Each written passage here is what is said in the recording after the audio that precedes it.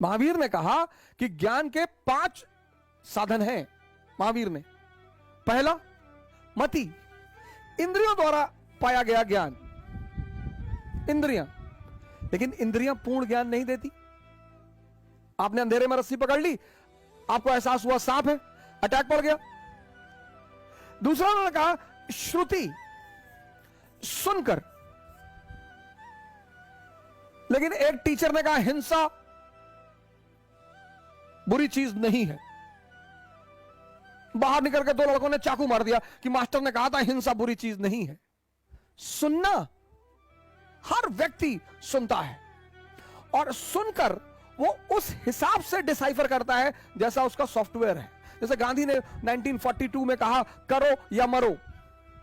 अब वो जो अब्दुल कसाई था, जब उसने सुना करो, उसने तलवार निकाल के लगा दिया, क्योंकि उसके लिए करो मतलब वही था। इसलिए कभी कभी आप देखो कि एक क्लास में 50 लड़के बैठते हैं, एक टीचर बोलता है, एक विषय बोलता है, लेकिन अगर आप 50 लड़कों से पूछें तो सबकी अलग अलग राय होगी, क्योंकि आपका सॉफ्टवेयर, आपका अपना सॉफ्टवेयर है, आपका प्रोग्राम्ड है, आपका सिस्टम चल रहा है। श्रुति। दूसरा अवधि, समय द्वारा अर्जित ज्ञान। अब मुझे लगता है कि 30 साल का जो आदमी है, मुझे ऐसा लगता है कि उसको ज्यादा ज्ञान नहीं है। 30 साल वाले को लगता है कि जो 20 साल वाला है वो बेवकूफ है। 20 साल वाले को लगता है जो 10 साल वाला है वो बेवकूफ है, जबकि हर आदमी ने अपनी उस उम्र में वही कर्म किए हैं। इसीलिए बुजुर्गों को साथ में रखना चाहिए। इसीलिए बुजुर्गों को साथ में रखना चाहिए, क्योंकि बुजुर्गों से आपको एक बड़ी कीमती चीज मिल सकती है, अनुभव। आप कोई भी परीक्षा क्वालिफाई करिए, आईएएस परीक्षा क्वालिफाई करेंगे, सीधे डीएम थोड़ी बना देंगे आपको। मसूरी में रखेंगे, थोड़ा हैदराबाद भी रख लेंगे, फिर सबऑर्डिनेट पोस्ट दे देंगे शहर में, प्रैक्टिकल ट्रेनिंग भी देंगे, तब जाके कहीं बाद में शहर देंगे आपको। अनुभव। महाराष्ट्र और गुजरात में ऐसे ऐसे व्यवसायी हैं जो कभी स्कूल गए ही नहीं, अरबों के व्यवसायी हैं, और उनके लिए वो काम करते हैं जो अच्छे अच्छे एमबीए इंस्टीट्यूशन से पढ़े हैं। तो मति, श्रुति, अवधि, टेलीपैथी,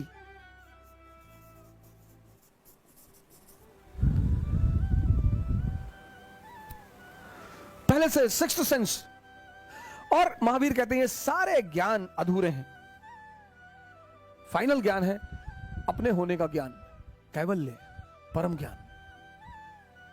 किसी भी समाज, किसी भी समाज, किसी भी देश, किसी भी समाज और किसी भी देश को अगर ताकतवर बनाना है तो बस उस पर, उसकी शिक्षा पर काम किया जाना चाहिए।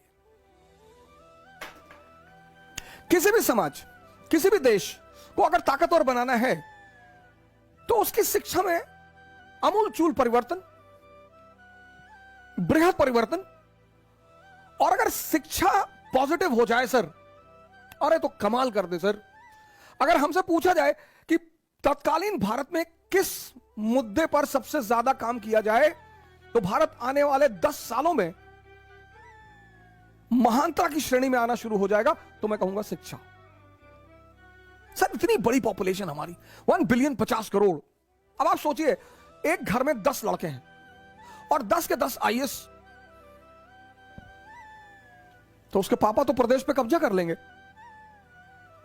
जनसंख्या इतनी भी बुरी नहीं है सर।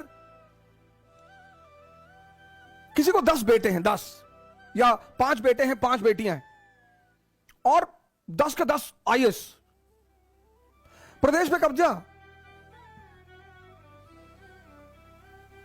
लेकिन अगर 10 बेटे हैं, 10 बच्चे हैं, और 10 में एक मोची है, एक नाई है, 8 बेरोजगार हैं, तो वो घर खतरे में है सर।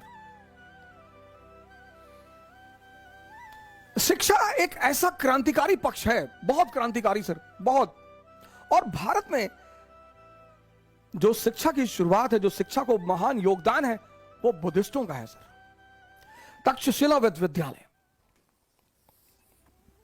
बुद्धिज्म रेजिडेंशियल यूनिवर्सिटीज की जो शुरुआत हुई भारतीय उपमहाद्वीप में, वो तक्षशिला विश्वविद्यालय सर, तक्षशिला।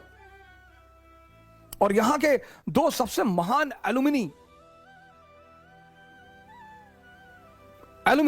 सबसे महान स्टूडेंट यहां के, एक चाणक्य, लगभग हर आदमी इस व्यक्ति के नाम से परिचित है। और कभी आप इनके दर्शन को पढ़ें, इनके ग्रंथ को पढ़ें, तो एक विद्वान के साथ साथ ये आपको एक जागृत व्यक्ति भी दिखाई पड़ेंगे। दूसरा एक बड़ा फेमस नाम है इस विश्वविद्यालय का, जीवक,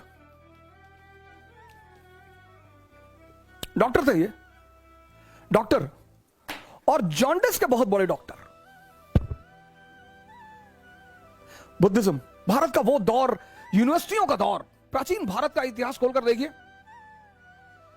प्राचीन काल की महानता देखिए, भारत का गौरव देखिए। पूरा महाद्वीप में, पूरा जो नॉन वर्ल्ड है, उसमें भारत का परचम लहरा रहा है। South east Asia, Indo China, Sri Lanka, China, Japan, सब तरफ भारत का जलवा है।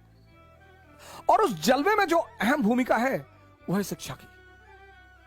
तक्षशिला विश्वविद्यालय से लेकर नालंदा विश्वविद्यालय तक